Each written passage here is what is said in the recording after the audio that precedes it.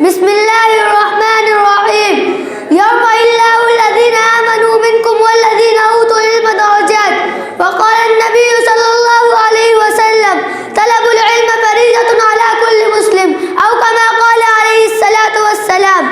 نامی کوئی بغیر مشقت نہیں ہوا، نامی کوئی بغیر مشقت نہیں ہوا، سو بار جب حقیق کٹا تب نہیں ہوا.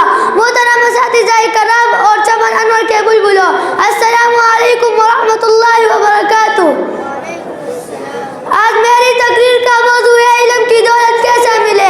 سامعین گرامی، انسان علم کی بغیر ادھورا ہے اور انسانیت اور حیوانیت میں تمیز اور فرق کرنے والی شے اعظم انمول کا خزانہ ہے.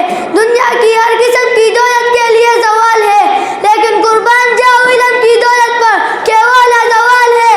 حضرت علی رضی اللہ تعالیٰ عنہ کا فرمان ہے، رضینا قسمت الجبار فینا، رضینا قسمت الجبار فینا، لنا علم والجہال مال فإن المال يفنى عن قریب وإن العلم يبقى لا يزال. یعنی ہم رب کائنات کی اس فیصلے اور تقسیم پر راضی ہے کہ ہم کو علم دین عطا ہو اور جاہلوں کو مال ملا شاہ تکلیف بنا ہونے والا ہے اور علم دین کی دولت ہمیشہ باقی رہنے والی ہے.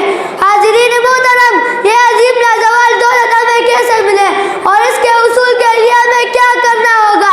اس کا جواب تو روز روشن کی طرح واضح ہے کہ جب دنیا کی معمولی چیز بھی محنت اور مشقت کے بغیر نہیں ملتی تو علم جیسا عظیم دولت کیسے ملے؟